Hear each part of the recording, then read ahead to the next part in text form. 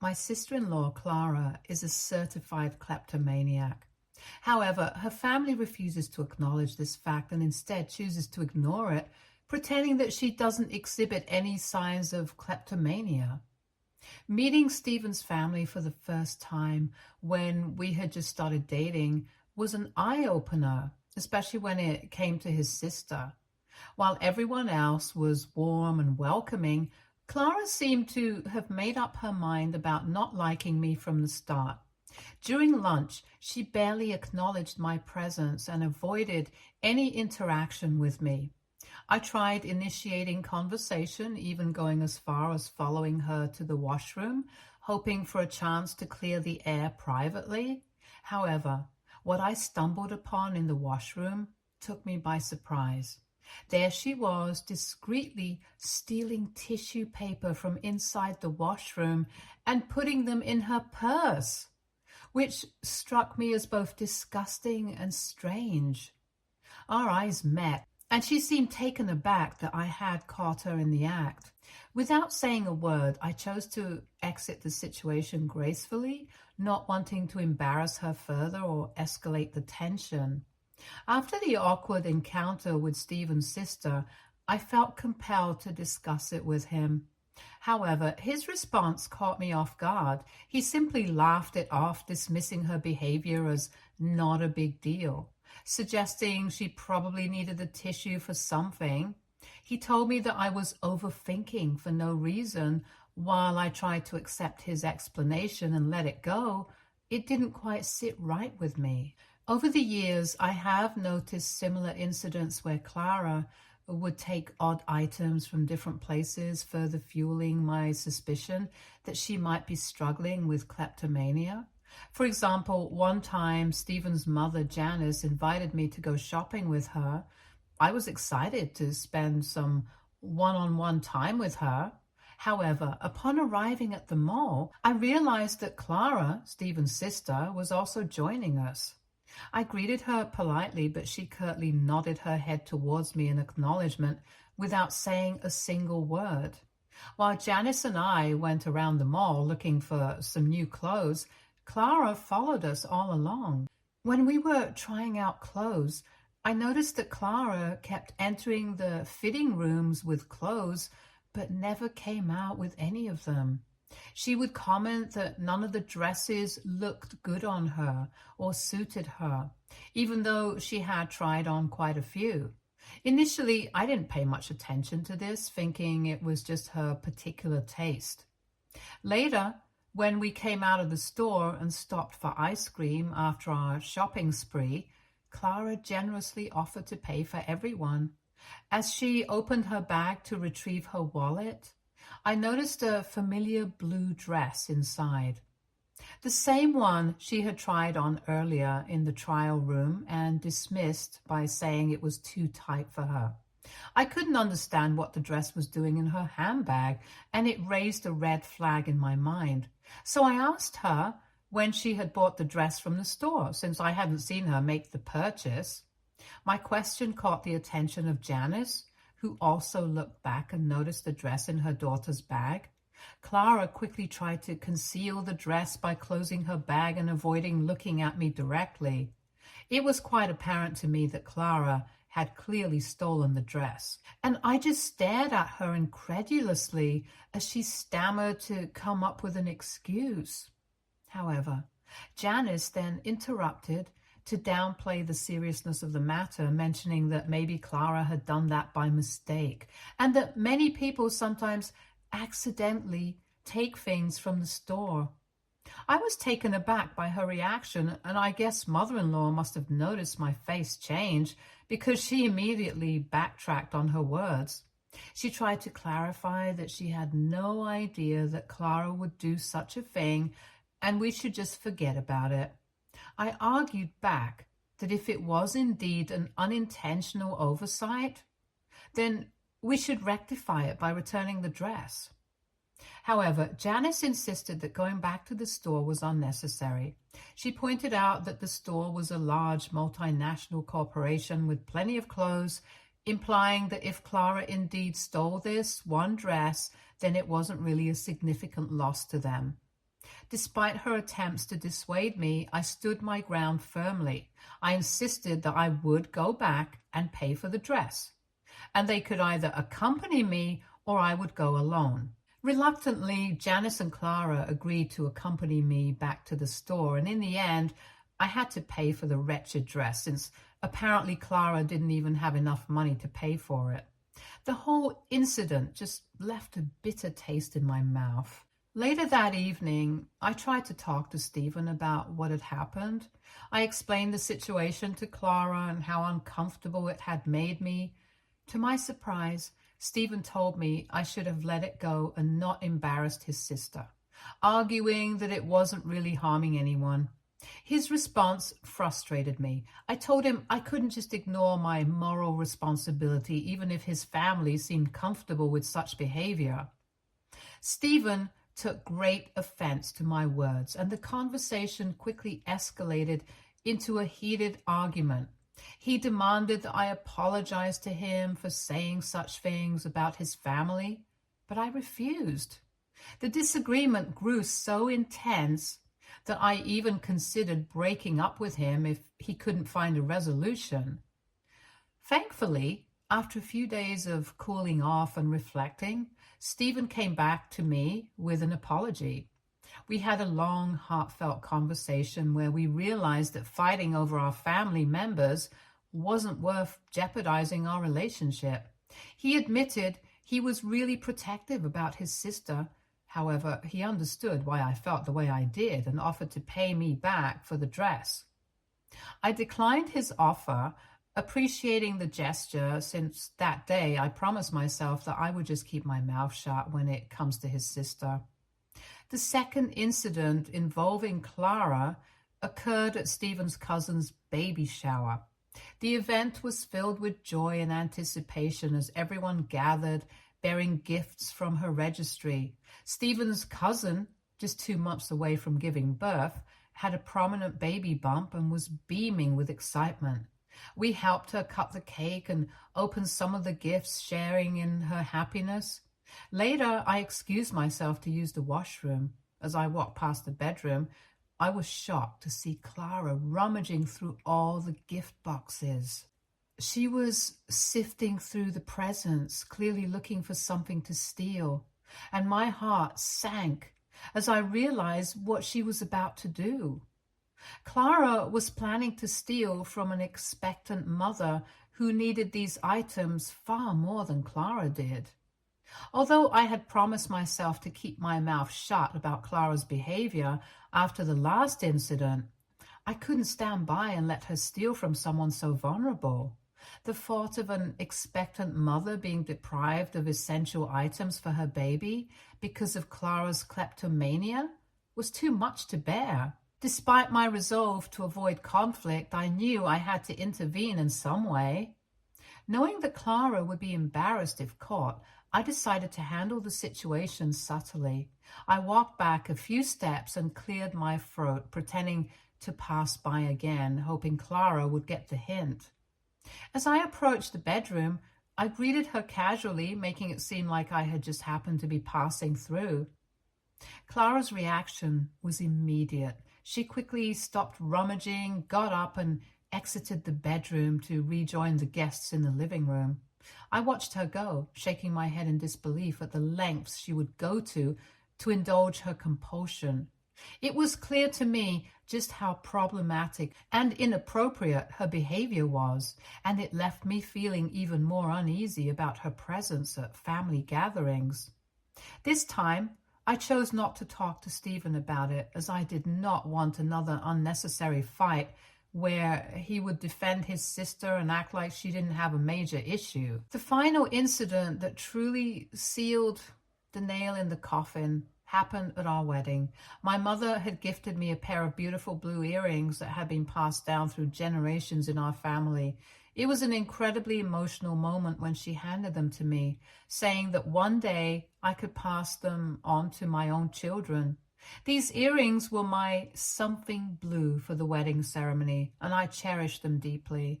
After the ceremony was done and Stephen and I were officially married, I had planned on changing into a more comfortable outfit for our reception so I could move around and dance freely with my family and friends. I left the earrings in my bridal room, confident they would be safe. The venue was reputable and secure, and the only people present were our wedding guests, whom I trusted implicitly. The reception was a joyous occasion. Me and Stephen danced the night away, basking in the love and happiness that surrounded us. I couldn't believe that he was finally my husband. It was a perfect night, filled with laughter and celebration. However, in the early hours of the morning, when my bridesmaids and I returned to the bridal suite to pack up our things, I noticed that the earrings were missing. Panic set in immediately as I looked around the room. I knew all my bridesmaids well. They were my childhood friends and would never steal from me. Everyone began frantically searching the room, hoping the earrings had simply fallen or been misplaced somewhere. My heart pounded as we tore the room apart. Looking into every nook and cranny, I was freaking out and crying, devastated by the loss. These earrings meant so much to me, far beyond their financial value. They were a symbol of my family's heritage. As we continued searching, a terrible suspicion began to creep into my mind. I knew there was only one person at our wedding who was capable of stealing. Throughout the evening, I noticed Clara acting strangely. She had been hovering around the bridal room earlier, and during the reception, she had gone missing for some time. In hindsight, her overall behavior seemed very suspicious. My heart sank as I considered the possibility that she might have taken the earrings, since I already knew she liked stealing. Confronting Clara was the last thing I wanted to do on my wedding night, but the thought of losing such a precious family heirloom was unbearable. I took a deep breath, trying to steady my nerves, and walked over to where she was standing, surrounded by the rest of our family. With as much calm as I could muster, I asked her if she had seen my earrings. Clara's eyes widened and she stammered out a denial, but her reaction only made me more certain. My bridesmaids, sensing the tension, gathered around us, their expressions a mix of concern and suspicion. The atmosphere in the room grew thick with unease as I pressed her further, my voice trembling with a mix of fear and anger. As I confronted Clara about the missing earrings, Janice approached us, her face a mix of curiosity and concern. She asked what I was doing, but I held up my hand to stop her from interrupting. My eyes locked onto Clara's, and I repeated my question, more firmly this time. Clara looked increasingly uncomfortable, her eyes darting around the room. And just then, Stephen came over, sensing the growing tension. He tried to pull me away, suggesting that maybe I had too much to drink. His words only fueled my frustration. I turned to him, my voice steady but filled with anger, and I told him that he knew very well I had hardly touched any alcohol that night, so he should not even suggest such a ridiculous thing. I turned back to Clara, glaring at her, my patience wearing thin. The room fell silent as everyone watched the confrontation unfold. Clara's face turned pale and she began to stammer, trying to deny any wrongdoing, but I could see through her act. Finally, with a shaky hand, Clara reached into her purse and pulled out my earrings. She handed them to me with a mumbled apology, her eyes avoiding mine. The relief I felt at seeing the earrings was almost overwhelming, but it was quickly overshadowed by a surge of anger and betrayal. Janice and Stephen looked on, stunned. Janice's face flushed with embarrassment, while Stephen's expression shifted from disbelief to anger as he realized what had happened. The room was thick with tension as the reality of Clara's actions sank in. "I can't believe you would do this on our wedding day," I said, my voice shaking with a mix of hurt and fury. Clara mumbled another apology, but it felt hollow. This wasn't just about the earrings, it was also about trust and respect. Stephen, now fully grasping the situation, turned to Clara, his face a mask of disappointment and anger. "How could you do this?" he demanded, his voice low but intense.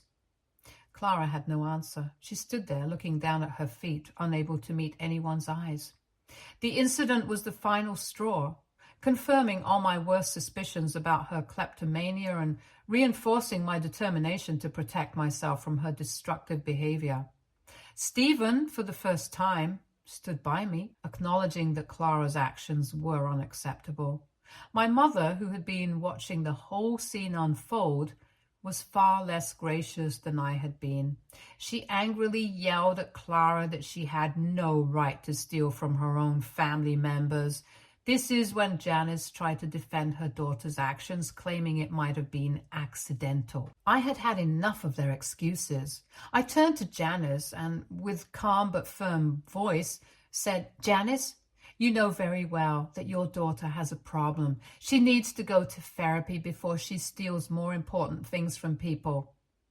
The bluntness of my words seemed to hit Janice hard. She opened her mouth to say something, but then thought better of it and fell silent. Clara looked even more ashamed. My mother, still fuming at Clara, added, "This is your brother's wedding, a day of celebration. How could you bring yourself to ruin it by stealing something so precious from our family?"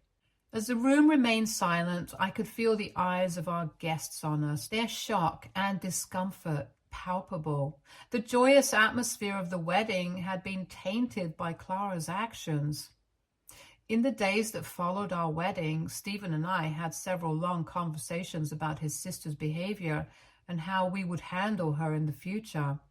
He apologized profusely for doubting me initially and agreed that Clara needed professional help. We also decided to set clear boundaries with her to protect ourselves and our future family.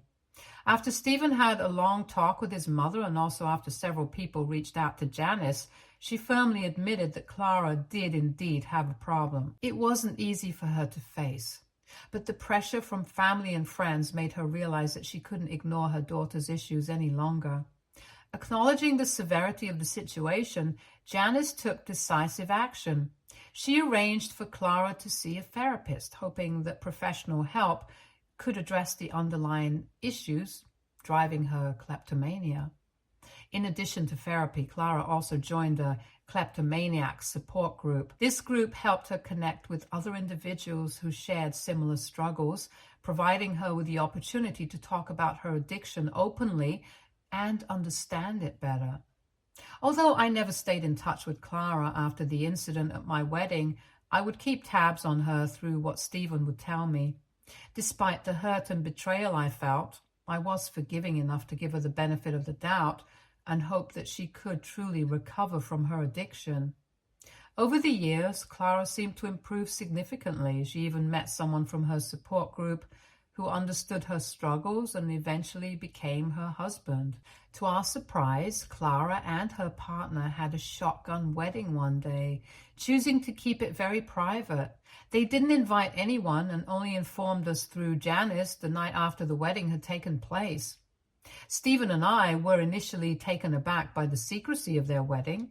However, we understood that this might have been what Clara needed, something low-key and personal without the pressure and scrutiny of a big family event. Despite not being part of the celebration, we were genuinely happy for her and wished her all the best. Unfortunately, the marriage didn't last very long for the two of them. It turns out Clara's husband was caught stealing important documents and equipment like keyboards and mouse from his workplace. His repeated thefts over the years led to his arrest and subsequent sentencing to serve time. The news devastated Clara, and with nowhere else to go, no job to sustain her, she had no choice but to move back in with Janice. Janice took her in for a few months, but it quickly became clear that it wasn't a sustainable solution since she didn't have enough money to take care of her jobless daughter every month. Clara wasn't making any progress in getting back on her feet, and Janice was tired of the situation. Knowing that Stephen and I lived in a bigger place without any rent since we had bought the place years ago, Janice called Stephen for help, asking if we could let Clara stay with us for a few months while she worked on getting back on her feet. When Stephen brought up the idea, I was vehemently against it. Just recently, we welcomed a wonderful baby boy into our lives, and taking care of our son while balancing work has been quite a task. Given this busy time and my discomfort around Clara, I didn't want to have her at our place, especially someone who likes to steal. I did not want the added tension in our lives, so I asked him if Clara had even started looking for a job during all the months she had been unemployed and was staying over at Janice's place, but Stephen shook his head no. However, he assured me that perhaps staying with us would motivate her to work on herself, and expressed that as her brother, he should be there for her in this difficult time. Stephen also assured me that Clara had changed and wasn't a kleptomaniac anymore, so I didn't have to worry about her stealing from me anymore. Despite my strong reservations against her, I begrudgingly agreed to let her move in, hoping that Stephen's faith in his sister would be justified. The arrangement began with Clara moving into our guest room. She was quite polite and friendly to me when she moved in, and it looked like she seemed to have changed. However, I was on edge and kept a close eye on my belongings just in case. Clara initially seemed grateful and determined to make things work. She promised she would look for a job and contribute to the household. However, weeks passed. There was little sign of progress. Clara spent most of her days in her room, doing absolutely nothing but sleeping in her bed the whole day and only coming out of the room when she was hungry. I started to worry that we had made a mistake. Stephen tried to reassure me, reminding me that Clara needed our support. I wanted to believe him, but the anxiety lingered. Despite my misgivings, I continued to support Stephen's decision, hoping that our help would make a difference in Clara's life. However, to no one's surprise, I began noticing items going missing from my kitchen. For instance, my expensive ceramic plate, which I usually only reserved for guests, mysteriously disappeared when I needed it for a guest who had come over to our place. Initially, I brushed it off, thinking I must have misplaced it. But deep down, I knew I was usually organized about such things. The suspicion lingered, but I chose to dismiss it, hoping it was just a case of misplacement so I would not have to confront Clara. Next, my childhood mug, a cherished item I had used to drink my coffee every day for decades, disappeared one morning. This was not only weird, but a significant blow because the mug held sentimental value as it was gifted to me by my grandfather. When I couldn't find it, I asked Stephen for help in searching the house. He knew how much that mug meant to me, so he was worried as well.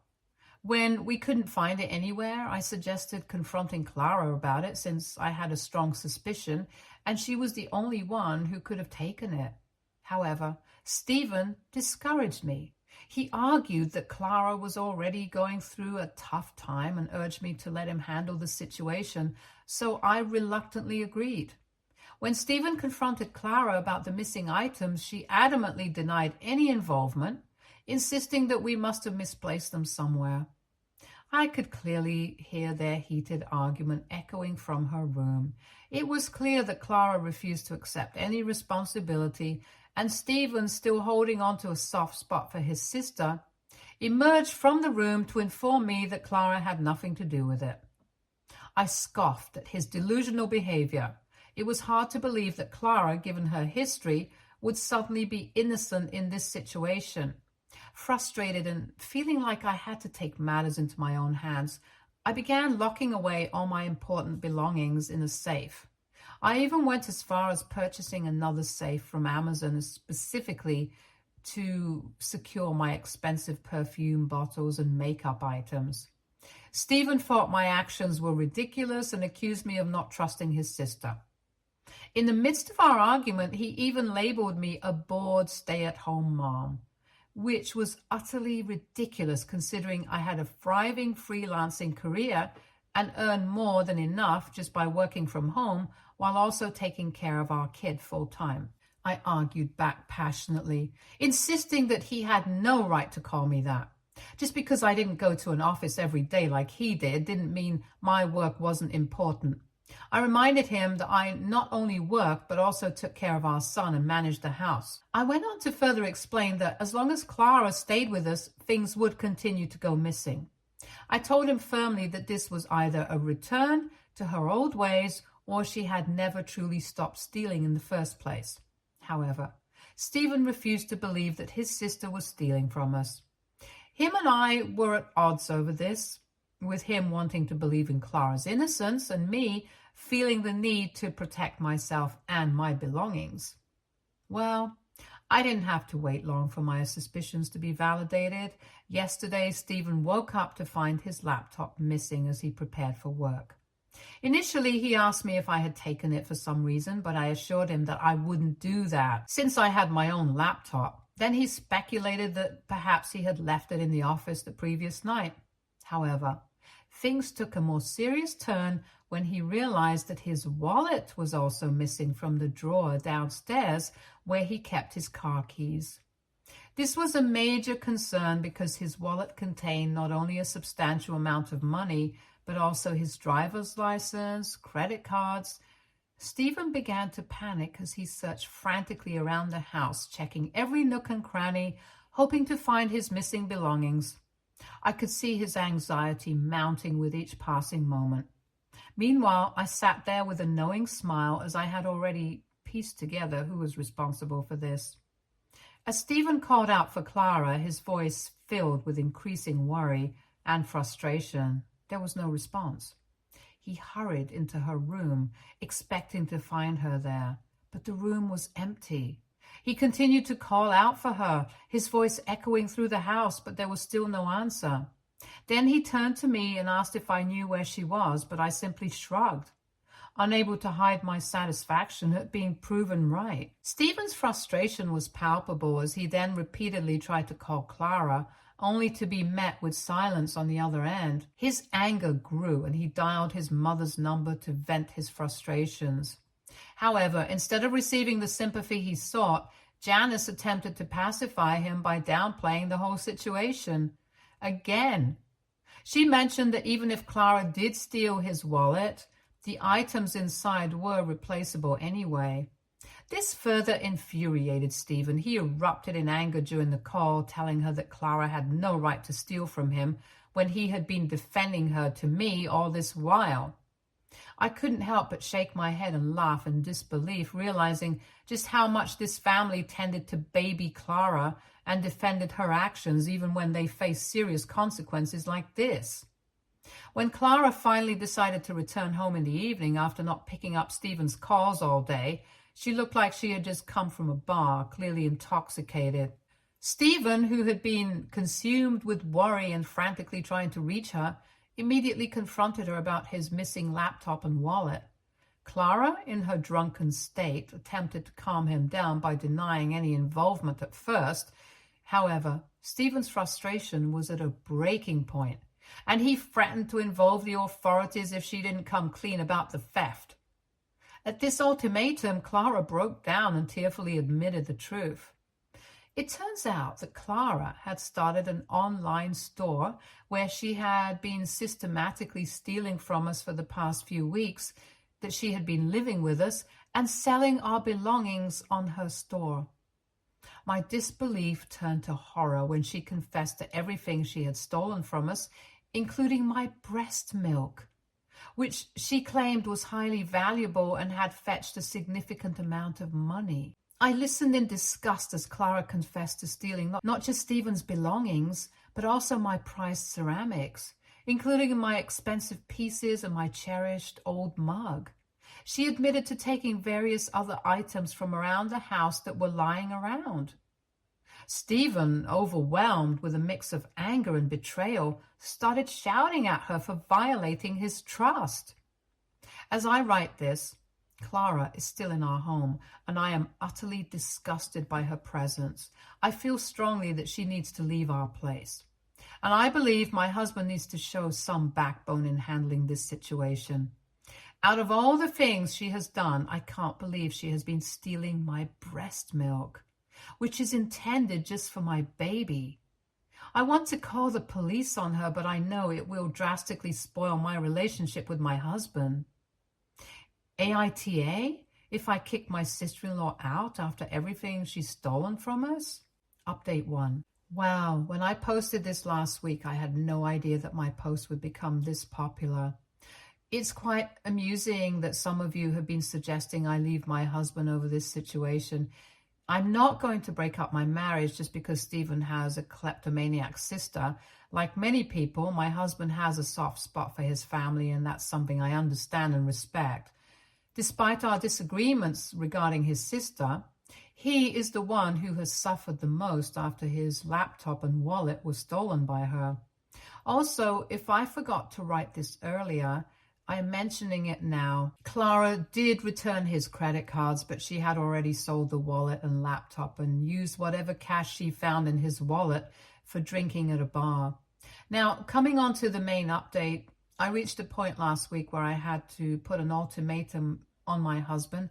Either he asks his sister to move out, or I take our son to my parents' place if Clara continued to stay with us. I couldn't tolerate living with someone who would steal my breast milk to earn money from random strangers. It was creepy and disgusting. Surprisingly, Stephen admitted that he had been contemplating the same thing. He was relieved that I brought it up and assured me that he would ask her to leave. We both sat down to talk to his sister and gave her a day's notice to move out immediately. Initially, Clara panicked and called Janice in desperation, who in turn called Stephen to change his mind. However, Stephen had reached his limit and firmly stated that Janice needed to take care of her own daughter because he needed to prioritize me and our baby. He also didn't hold back in informing Janice about all the weird things Clara had been stealing from us, which effectively silenced Janice. Clara officially moved out yesterday, and I know it's not very nice of me to say this, but I am glad that she's finally gone from our lives. I'm also glad that she did what she did because now my husband has learned his lesson, and he will never agree to invite her to stay with us, which brings me a great sense of relief. Stay tuned for more stories from our girl relationships.